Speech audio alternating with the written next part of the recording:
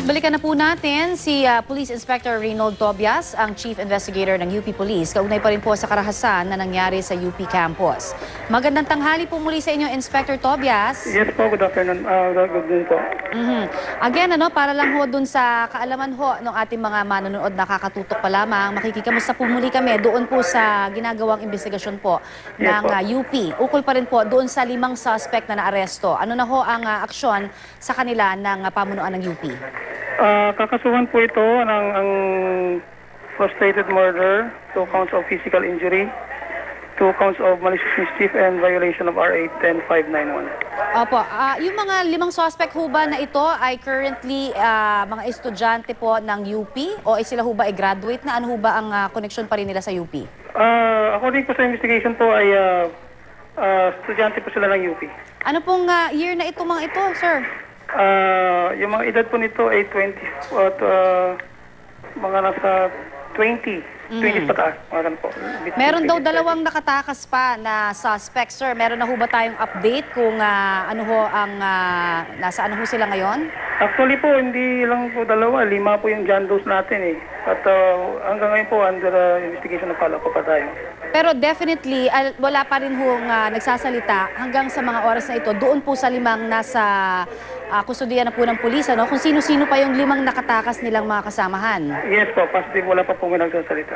Opo. So, paano ho ito? Ano? Kasi alam naman natin na talagang pag sinabi ho nga miyembro ng fraternity, parang ang brotherhood talagang matindi-tindi at wala ho talagang nagbibigay ng impormasyon. Ano? Paano ho ninyo balak gawin naman na para maprotektahan po yung iba pang mga estudyante laban po sa mga ganitong karahasan?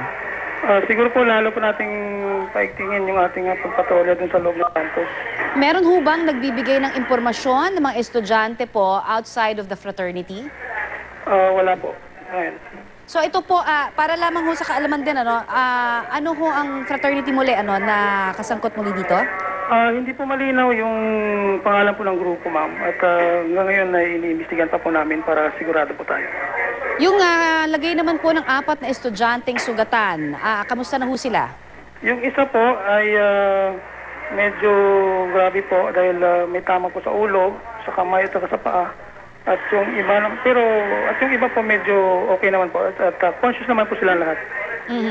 Sir, pinapakita ho namin ngayon na as we speak, yung file video po nitong mga armas na nakuha mula doon sa 5 suspect. Meron ho tayo nakikita mga tubo na duguan pa, may dugo. At meron hong mga armas na para hong pang-organized crime group na ito hindi ba? Ano ho ang reaksyon ninyo pag nakikita ninyo na meron pang mga bala ho ng shotgun? Ito po ay hindi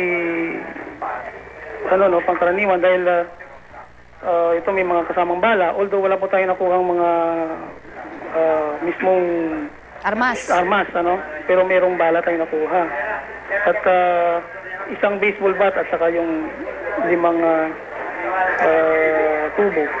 Pero meron pa hong screwdriver, parang handa hong pumatay itong mga ito Hello? Yes, sir. May nakuha pa ho na screwdriver, parang bilang armas din, talagang halatang-halata ho na sanay ito sa away at baka to the extent pa nga napapatay. Opo, kasi po since na away po ito ng magkabilang group, kung usual mga ganyan ang mga kung ano siguro mga armas nila sa loob ng sasakyan, pwedeng gamitin. At ito ho bang ganito mga karahasan, sir, alam naman natin kasi open naman ang campus talaga ng UP, meron ho talagang nangyayari na nakakapasok ho sa inyong lugar o teritoryo. Ano ho ang, kumbaga, estado ho ngayon dyan sa UP in terms of yung mga ganito pong awayan ng mga fraternity naman? Actually, kung hindi po ako magkakamali, dito sa amin sa Station 9 ay matagal na nangyari na yan bago ulit nangyari itong mga away ng grupo-grupo.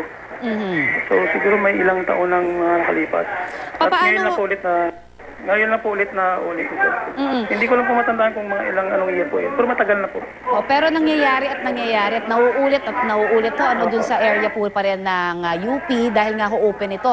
Ano ho ang ginagawa natin ngayon sa pagpapatrolya para nang sa gayon ho nakikita ho natin at naaagapan talaga katulad ho na nangyari dito, at least meron hong nakaantabay na pulis kaya naman na may mga nahuli. Patuloy rin po tayong pinapaigting natin ang ating pagpapatrolya at pag-iigpit sa mga pumapasok sa UP. At yung Station 9 ay nagtatalaga ng ating mga kapulisan para sa katahimikan ng ating area.